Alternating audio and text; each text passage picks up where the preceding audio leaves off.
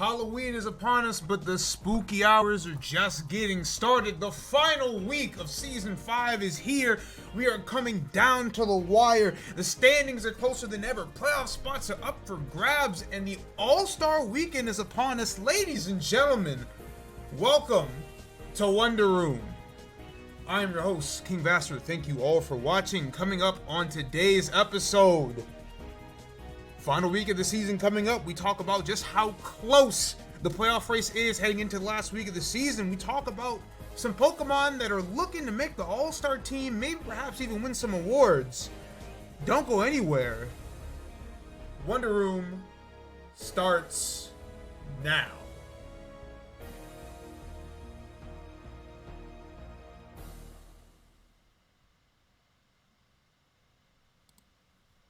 All right, let's get right on into it. Week 5 is come and gone. One of the most interesting weeks of the season thus far. Some really interesting results. The biggest one probably to cover, that nearly record-breaking streak that Akala Island was putting together has finally gone down. Treasure Town defeated them in a 3-game set, which means that Akala Island's win streak ends at 16, just too short of tying the all-time record set by Humalau in Season 2. Big win for Treasure Town. So the standings now, as they are in the Ruby League, Akala Island still at the top, sitting at 16-2, just one game ahead of Sunny Shore, who sits at 15-3.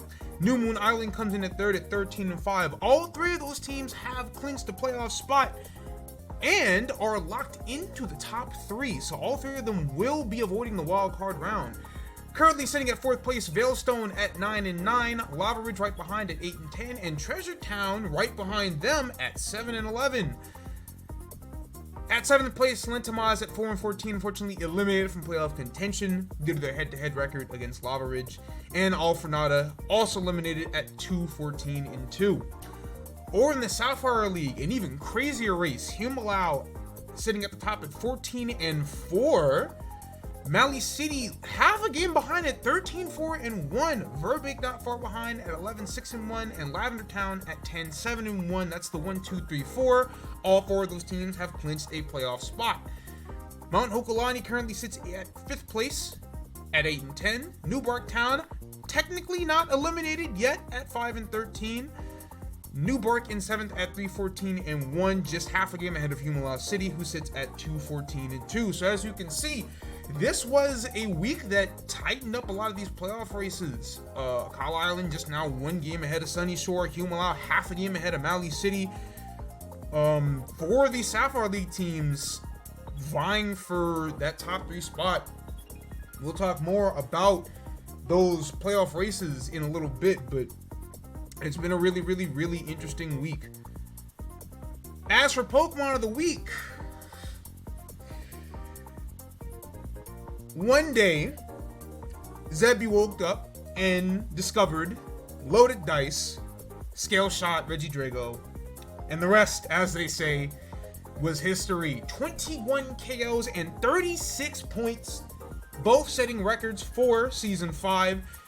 3.27 points per game and 1.91 KOs per game. This was an absolutely dominant week for Regidrago. Appeared in every single set that Treasure Town played this week. That is the benefit of the new ban system. We talked about it all season, about you can't ban the same mon twice if you play in rematches, and sure enough, Regidrago got active this week. Very reminiscent of what we used to see Regidrago do in the past under King's employment. So, unbelievably good week for Regidrago, and one that some of us have been waiting on for quite some time. We knew it was possible, it was just a matter of when, and turns out physical Regidrago might be even more potent than the typical Specs Dragon energy that we're used to seeing. Over in the Sapphire League, another name that we're all familiar with, Haxor is finally returning to its spot at Pokemon of the Week, just its 2nd career Pokemon of the Week appearance. It's crazy to think that a Mon with 3 MVPs has only been Pokemon of the Week once before now, but Haxor is finally in. It was a contender last week, but it got the award this week. 12 KOs, which was 5th in the league this past week, 21 points, tied for 5th. 3.5 points per game, and 2 KOs per game, which was tied for third. Last few weeks, Kobu has gone back to what has held him down time and time again, season after season, and that's feed the Yellow Dragon. And it worked decently well this week as far as the numbers are concerned. So Haxorus right back into true all-star contention like it has always been. Realistically won't win MVP like it has in the past, but if anything, this proves that Haxorus is still just as capable of ever of putting up those big numbers when needed. So we move on to this week's iteration of the power rankings. Kyle Island still holds a top spot. Again, that win streak finally broken at the hands of Treasure Town, but 3-1, still a good week. Still has the best record in the NWBA, so that's still enough to hold down that top spot. Sunny Shore moves up to number 2. Had a very, very crucial undefeated week on the heels of Kyle Island finally losing. Puts them at 15-3 on the season and just 1 game behind Kyle Island for that top spot in the Ruby League. It's crazy to think that a team has 3 losses over the course of the entire season, and they still might not get the 1 seed, but that just goes to show you how crazy the top of Ruby League has been all season.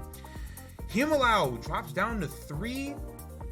Top 3 is still a great spot to be in, but 2-2 over week 5. Not a very good week at all for Himalau's standards, and as a result, only half a game ahead of Mali City, as we discussed. But Himalau still controls their own destiny, so for all intents and purposes, still sitting pretty at the top of Sapphire League. Mali City stays put at number 4. New Moon Island stays put at 5, and Burbank stays put at number 6. No real movement there. All 3 teams had a great week. Mali City and New Moon Island going 3-1. Burbank with a very impressive 3-0-1. Not a perfect week technically, but still undefeated nonetheless, and keeps Burbank in discussion for the top seed in Sapphire League. It would take a lot of work, but it is not impossible, and more than anything, keeps the heat off of their back from the number 7 team, Lavender Town, who had a perfect week in week 5. Logan went a 4-0. That is incredible, given that he had been hovering around 500 all season. That puts him at 10-7-1 now, right behind Burbank, just 1 game. So, you know, there are 4 teams that are vying for the top seed in Sapphire League, which also means that there are 4 teams trying to occupy 3 spots. So somebody's got to play that wildcard game, and it is not going to be fun. Dropping down to 8 is Veilstone, sitting at 9-9, 500, still a decently, fine record. But 1-3 in week 5. Not a great week, especially considering what was at stake. Veilstone had an opportunity with a good week to even catch up some ground on New Moon. Instead, finds themselves right in the thick of the wildcard race again. Still, again, they control their own destiny, but it's not going to be easy. Lava Ridge right on their heels. As a result, they are the 9 spot in the power rankings. Also 1-3, not a very good week. Again, had an opportunity to really gain some ground in the playoff race. Unfortunately, couldn't really find the wins, but still treading water just enough that they currently hold that 5th seed. So, again, still holding their playoff destiny in their own hands. Treasure Town, on the other hand, 2-2 is an okay week, but when you consider that one of those wins came against Akala Island, and the fact that Treasure Town have been really sputtering all season, Zebby seems to have found some footing. 10th in the power rankings and just a game behind Lava Ridge for that last playoff spot in the Ruby League. This is a team that maybe has more momentum than they appear. So it's very interesting in seeing what Treasure Town does this upcoming week. Mount Hokulani, this is not pretty. Didn't want to have to bring this up, but got to talk about it. 0-4 in week 5. Had a monster schedule on their plate and just couldn't find a way to win any of them. Obviously, there was the heartbreaker on Versus Seeker, but just couldn't find a way to really gain a win anywhere else. So unfortunately, Mount Hokulani now dropping to 8-10. Still good enough for the 5 seed currently, and all they would really need to do is win 1 game this week to clinch a playoff spot, or for New Barktown to lose a game. At the same time, you got to think, this is Kami we're talking about. Normally, he'd be contending for Sapphire Ribbon at the very least, you'd think by now he would have clinched a playoff spot, but it's been really, really rough ever since week 2. Gotta find some way to gain momentum, you know? Can't keep feeling sorry for you. At some point, you gotta find a way to flip that switch come playoff time. New Barktown sitting at 12, moving up a spot. 1-3 in week 5 isn't that great, but by getting that win, they keep themselves live in the playoff hunt, so that's pretty important. Not really much to write home about. They're gonna need a miracle to make the playoffs, but it is nice to see a newcomer in CJ that didn't have the bottom fall out completely under him, you know? Had some interesting wins, had some upsets. I think, all things considered, this was not a terrible season for New Barktown, regardless of where their final record is. And again, barring complete disaster, they will be avoiding the relegation game, which is all you can really hope for at the end of the day. Moving up to 13, Lentamas finally got some set wins. It was a big week for Keg. 3-1 over the course of the week. That moves them up to 4-14 and gives them a healthy lead over All Fornada in that race to avoid relegation. So that is absolutely huge for Keg. Well deserved. We've seen the fight that he's put up this season. We knew at some point it was going to come together. And week 5 was that week. So 3-1, that's better than some of the top league teams in this league. So that's good enough to move you out of the basement. New Bark falls to 3-14-1 and drops down to 14. 0-4. Rhino just didn't really show up this week. It was just that simple. You know, people got things to do. Sometimes your heart's just not in it, right? Motivation is sometimes hard to find, especially late in the season. That being said, that means that New Bark is just half a game, actually, over Humalau City for avoiding relegation. So if there was a week for Rhino to really tap in and try to, you know, focus so that he doesn't finish last and have to play that relegation match, now would be the week to do so. I think as long as he shows up, he can keep pace ahead of Trey. Speaking of, Trey sitting at 15, also 0-4, just, you know, we know what Trey's game is. Really, if anything, what we lament this season is that he didn't really get to show any fun stuff like he has in seasons past. Doesn't really have a super crazy setup sweeper. Obviously, Mimikyu has disguise, but it just hasn't really worked out for Trey at all. Been hard pressed to find wins. Again, if he has a good enough week, he can jump Rhino in the standings and avoid relegation, but it is definitely going to be a fight to have to do so. And retaining the 16th spot is All Fornada. Went 1-2-1 in week 5. Got a win off a forfeit. Got a draw off a forfeit. And they also sit at 2-14-2. Chris just, you know, we talk about sometimes your heart's just not in it, and I think you can very clearly see that Chris is really, it's just not, Mons just is not his priority right now, and it happens. You know, he missed half the season due to being on vacation and such, so it kind of makes sense that by the end of the season he was kind of just mailing it in. It is what it is. Can't really fault him for it, and especially because of the week Keg had, you will probably see him in the relegation match if he even chooses to do so. So we'll just have to see. Moving on to the weekly stat leaders. Last week talked about how it was kind of a quiet week, especially for the Ruby League. Well, Reggie Draco helped to fix that, but saw a lot more offense over the course of the entire league this week. Reggie Draco obviously leading the league with an astounding 21 KOs. That is still unbelievable, even over the course of 4 sets. Heracross coming in at second place with 14 KOs. Rotom Wash and Scyther of Valley City tied for third with 13, and Haxorus coming in 5th at 12. Again, this was a really, really big offensive week just across the board. As for assists, so talked about last week about how all Yuxi really needed was one good week and it would be back on pace to break the record for assists in the season. How about I just eat the whole thing in one bite? 24 assists, which I don't know for certain, but I can almost guarantee you this is the record for most assists in a single week in any NBA week ever, all time. And as a result, That puts Yuxi at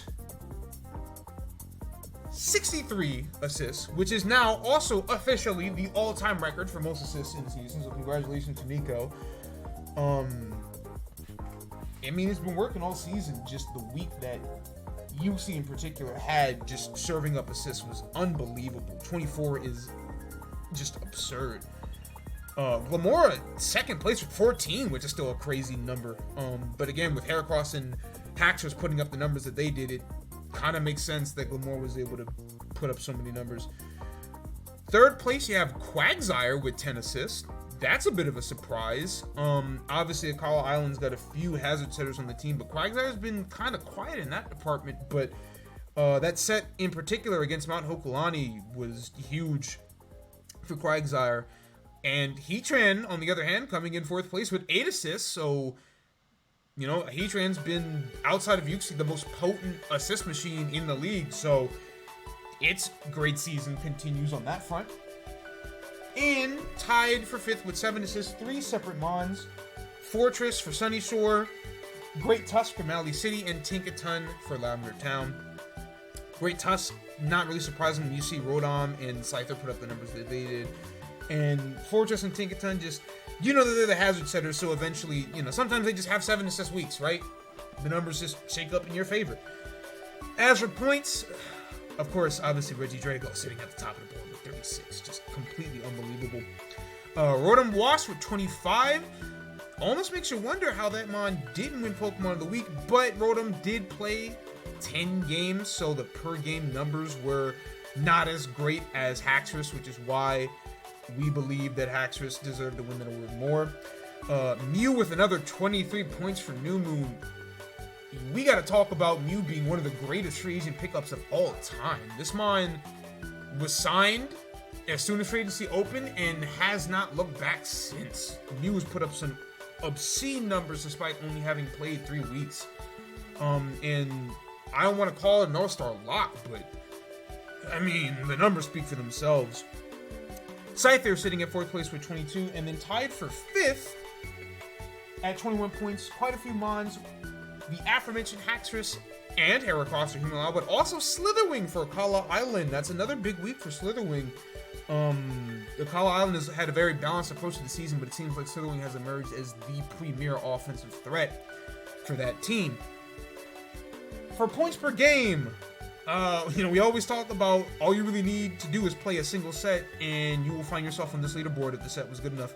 And like in Rock Dusk, 4 KOs per game, which comes out to 8 points per game. Just a ridiculous performance by Luck and Rock Dust. You know, 8 total KOs in just 2 games is nuts for any Mon, especially one that just got picked up off of free agency not long ago. So, but that's Spike's game, right? He'll always find those weird PU-NU Mons that kind of just run through your team for no reason. Cinderace sitting at 2nd with 4.3 points per game. Has been a pretty quiet season for Cinderace. Hasn't done the damage it did back in Season 2, but still, you know, can put up the numbers when it can find it. Cacturne having a big week for Veilstone. That's its 2nd big week in a row. 4.0 points per game, 2.3 KOs per game, which is 2nd in the league, 3rd in points per game. Good week for Cacturne. And Amorous Eye for Verbank has been very, very solid. 4.0 points per game, tied for 3rd, and 2 KOs per game, which is tied for 3rd. And Amorous Eye has been, in the few games it's gotten to play, it's been the cleanup artist for Verbank. Absolutely. So, very, very good performance yet again.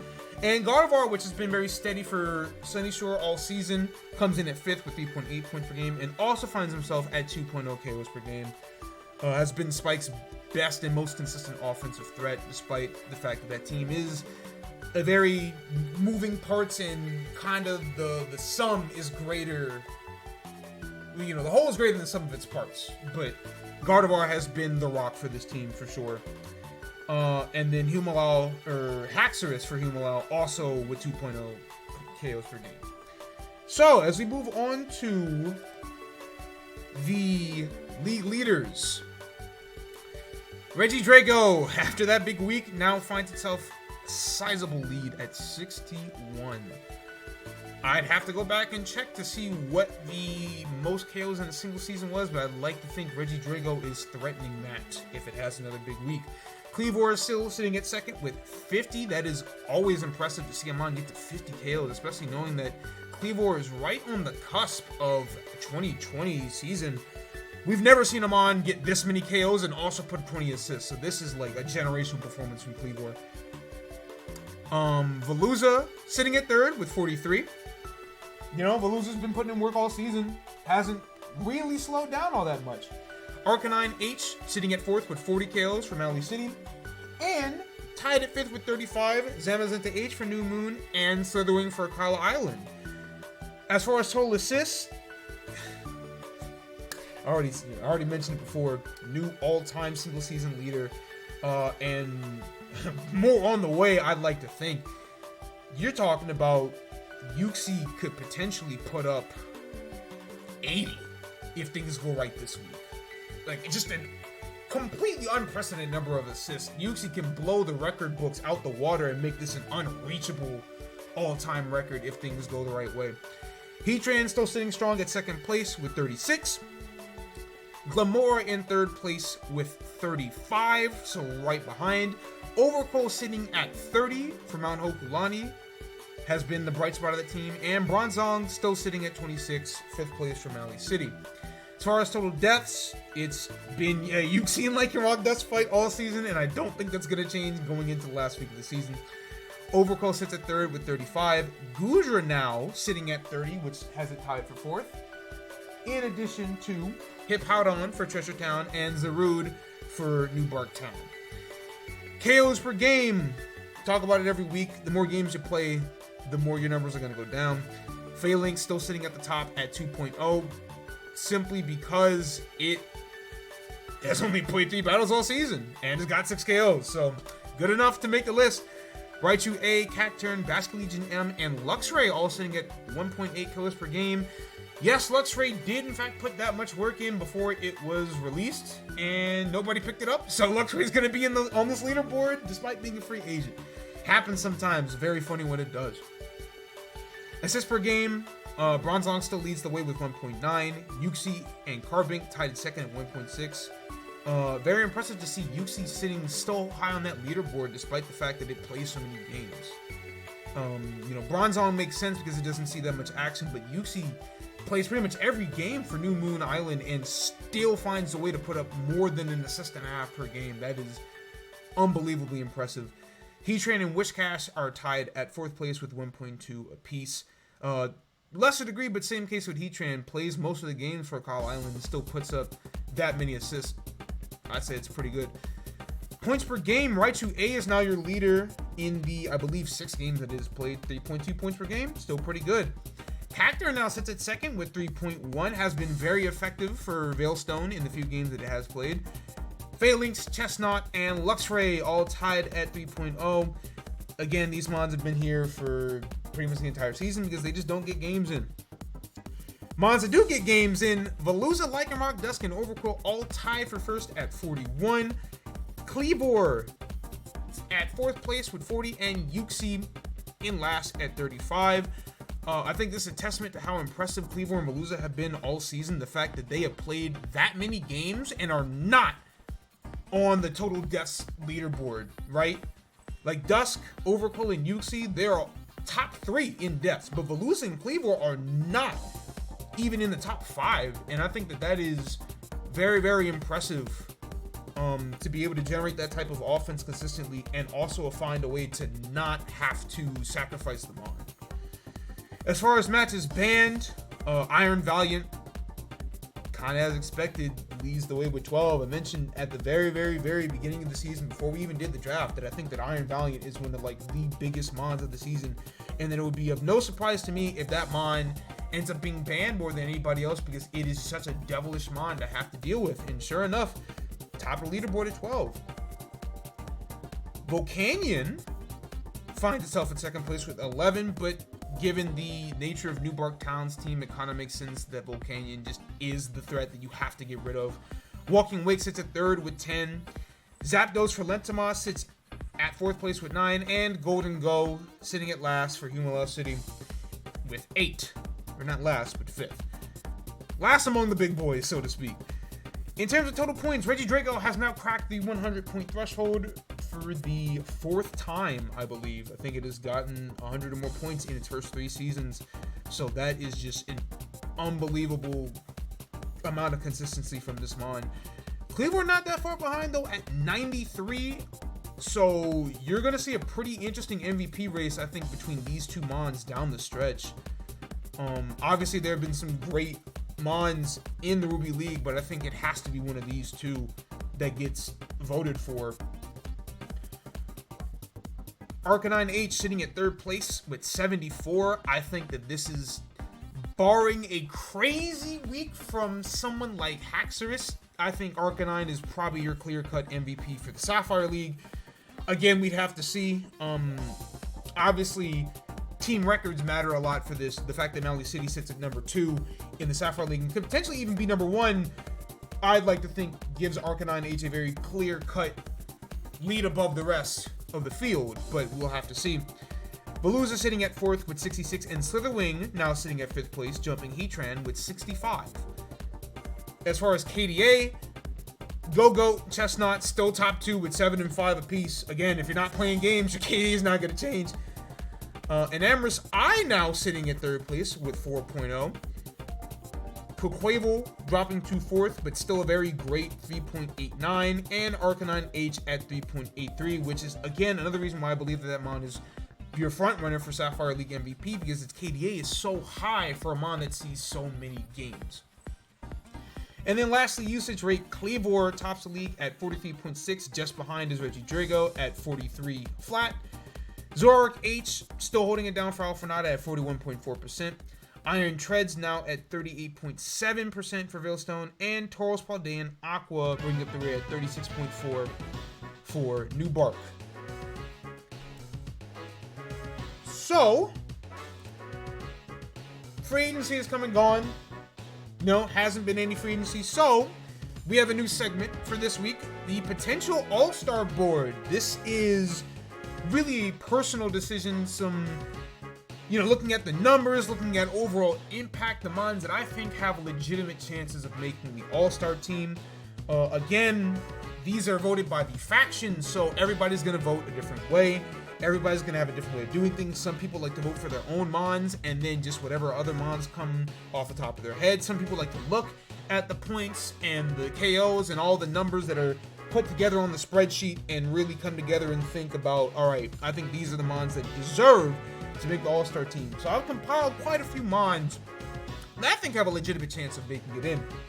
It's important to note that typically the All-Star roster is about 16 Mons apiece, so you will probably see half of all the Mons that are on the screen. But again, because people have so many different ways of voting, this could really shake out any type of which way, and typically every team can put together at least 2 Mons, because there are people that like to vote for at least 1 Mon per team, because that's typically seen as very fair.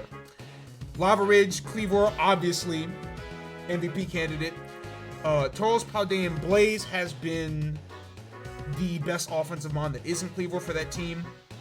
Staraptor hasn't played as many games, but has put up some great numbers when it is available. And then Walking Wake, which is an interesting case, but there has been a trend in seasons past that Mons that typically get banned a lot still end up getting All-Star votes just because of the potential, so to speak, of the Mon itself, right? If a Mon gets banned all season, it's not that crazy to think that Mon has, the capability of being an All-Star because, if people are so scared of it, then it makes sense that it's one of the better Mons in the league, which is why you will see a Mon like Walking Wake on this list.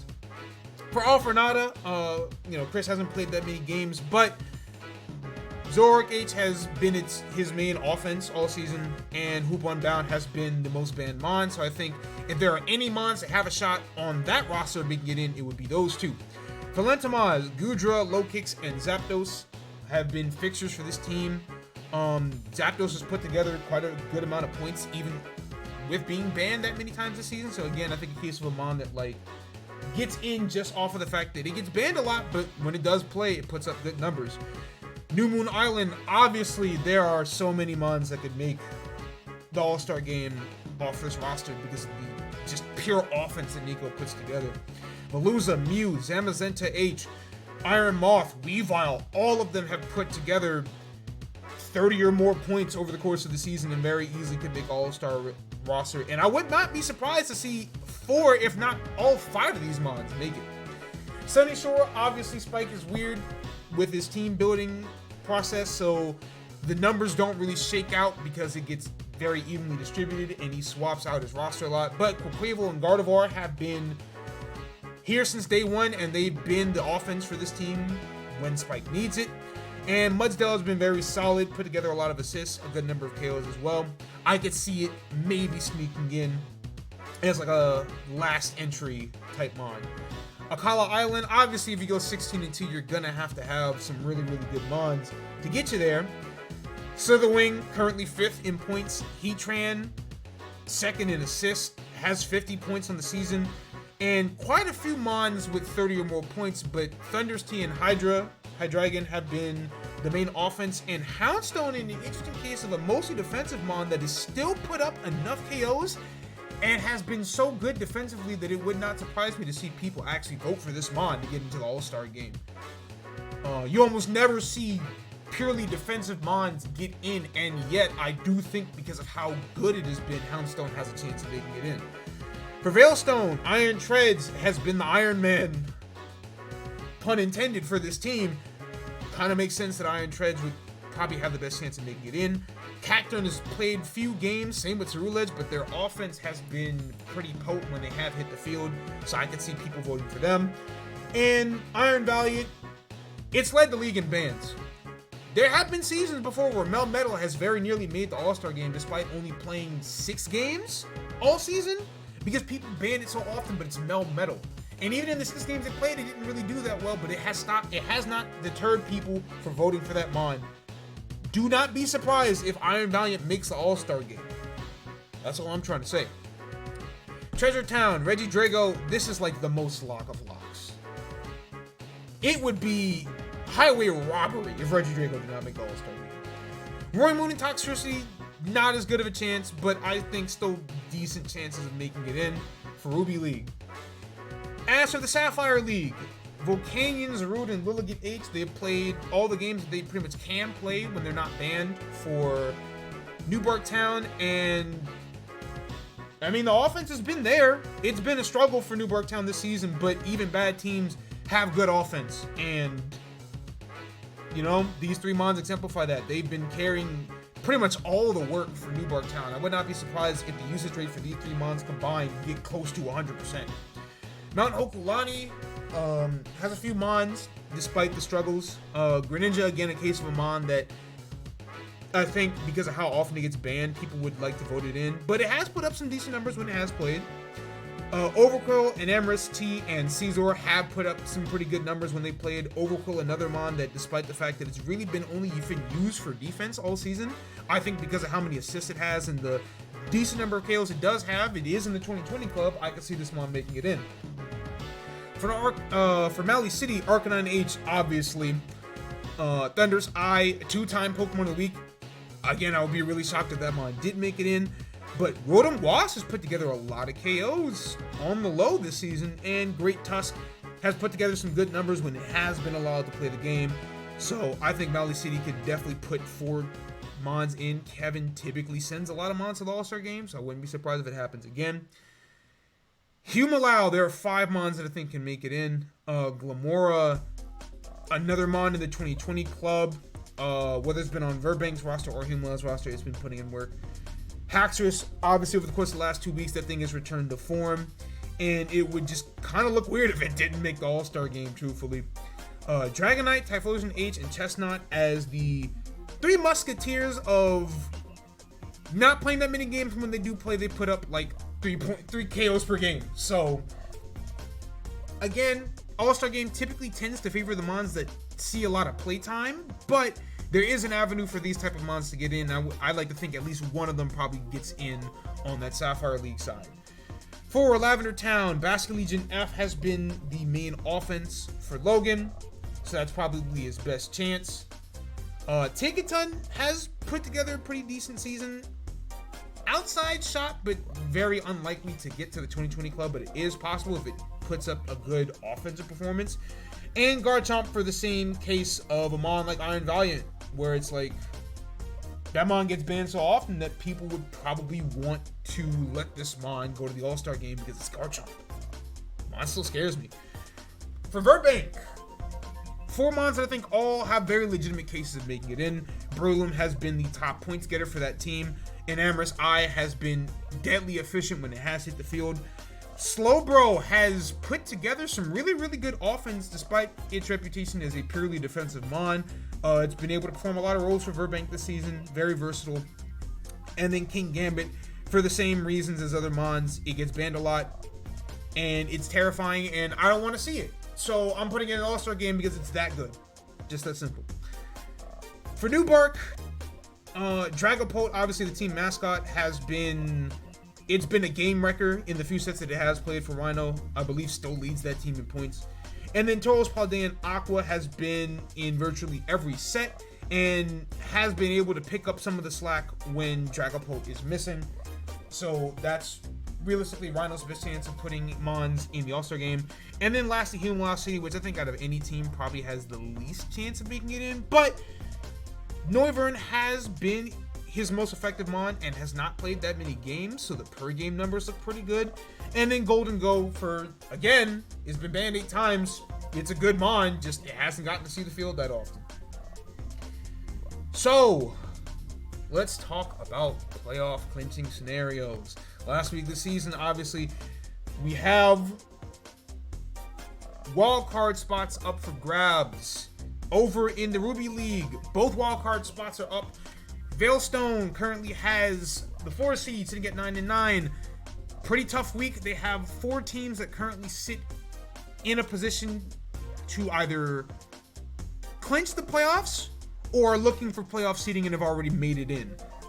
So, big head-to-head against Treasure Town and a big head-to-head against Lava Ridge. So you got to play both of the other wildcard contending teams, as well as Lavender Town and Verbank from the Sapphire League. So this is a very, very rough week for Veilstone on paper. Lava Ridge currently sitting at 8-10 with the 5 seed. Again, the head-to-head to Veilstone. Got some on-paper easy matchups against New Bark and Humala City.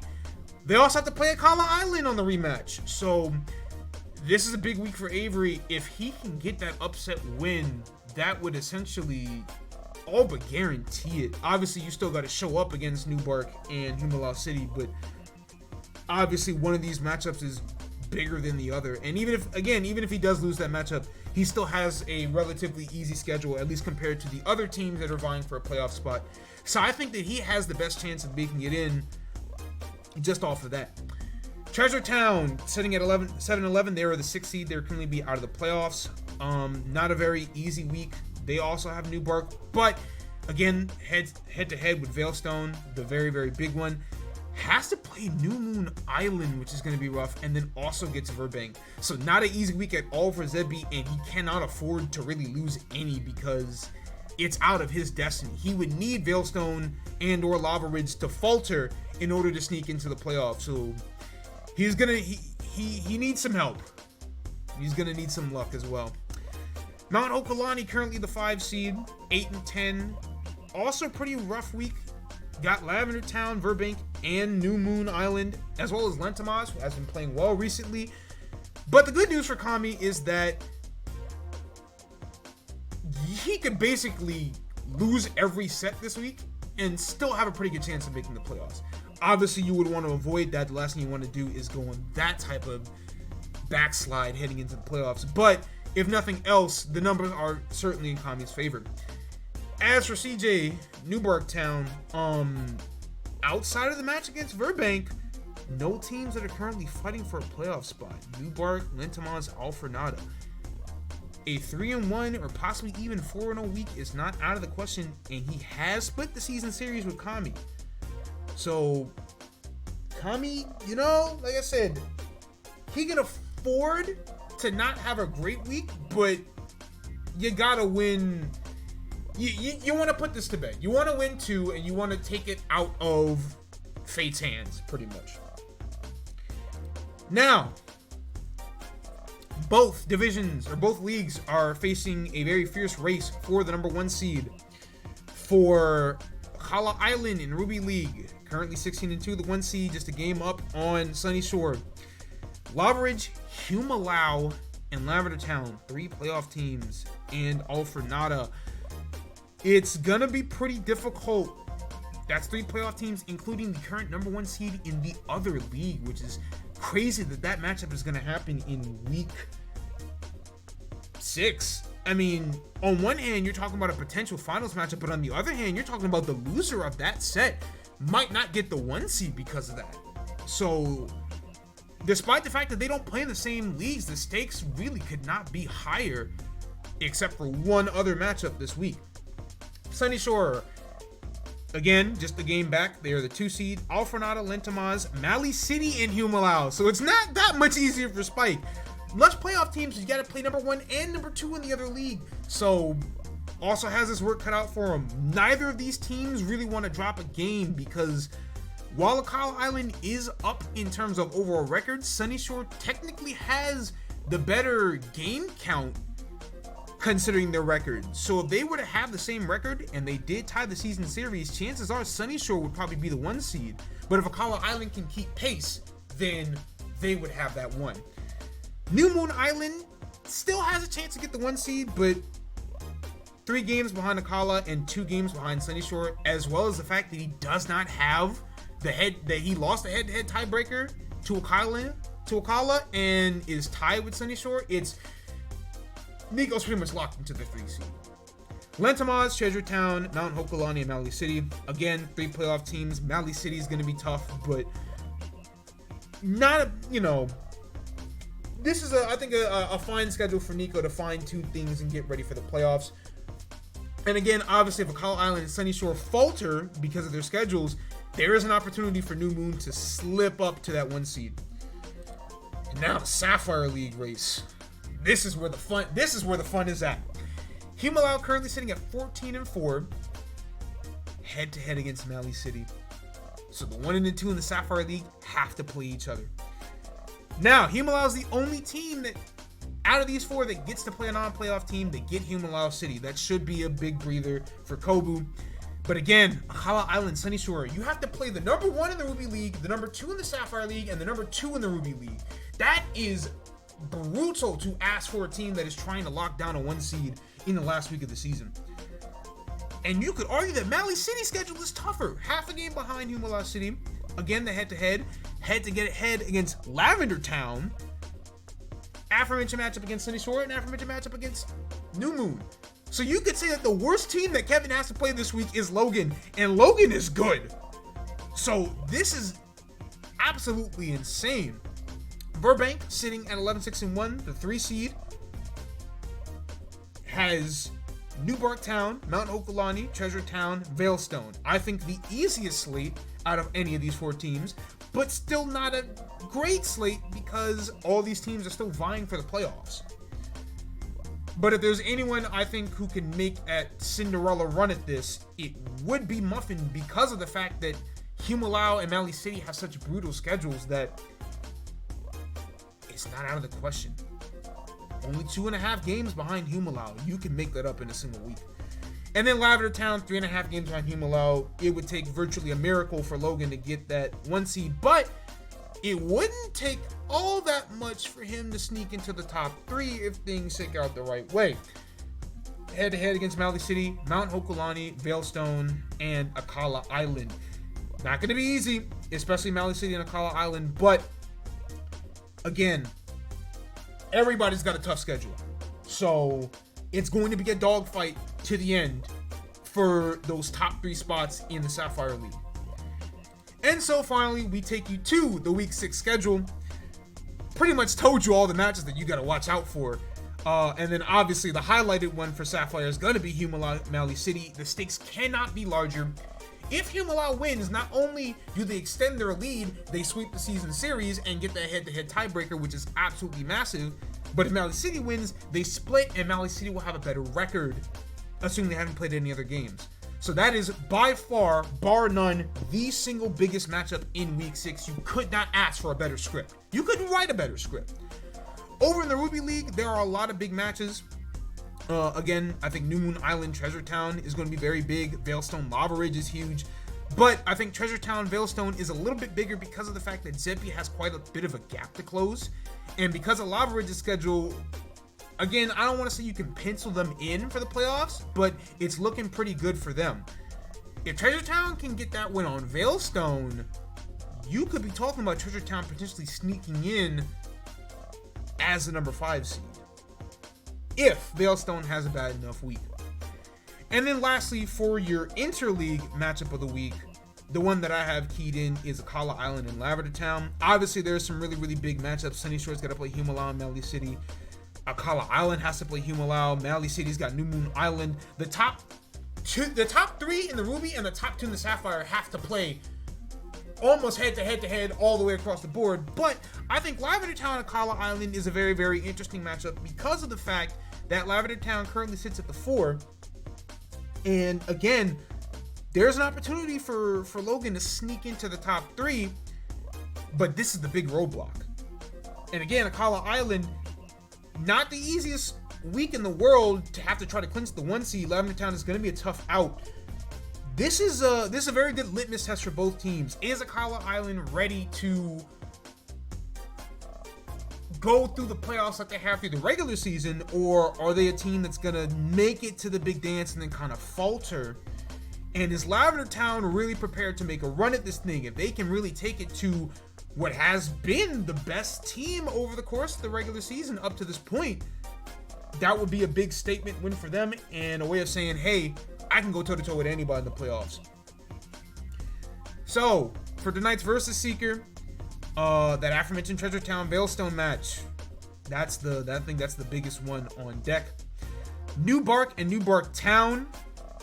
New Bark won their last meeting, so interesting to see how these two teams go. Again, CJ is fighting for his playoff life. Rhino is fighting to avoid relegation. So both teams have a lot to play for despite their combined records. That's going to be very interesting. And then Akala Island, Lava Ridge, big test for both of these teams. If Lava Ridge wants to help this would absolutely boost their chances of making it into the playoff. And again, Akala Island is trying its hardest to keep Sunny Shore off their back, so every win is just as important as the last. So that will do it for tonight's episode of Wonder Room, Had a big hefty one. Obviously there was a lot to cover because we are coming down the stretch, and next week's playoff preview episode is going to look a lot different because we're not going to be talking about the same things.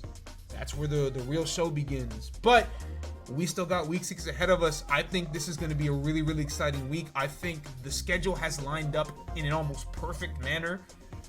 The only thing that you could really argue is that what happened in week 4 in the Ruby League is not happening now like it is in Sapphire, but it still should make for a very, very fun race down the stretch. So that's going to wrap it up for today's episode. Thank you all for watching. Thank you to those who watch on YouTube, to those who watch on Twitch. Love and appreciate support from all of you. You all know this, and I will never, ever skip out on an opportunity to thank you all for that. We will have Versus Seeker in just a little bit. Don't go anywhere. And I will catch you all next time for more Wonder Room.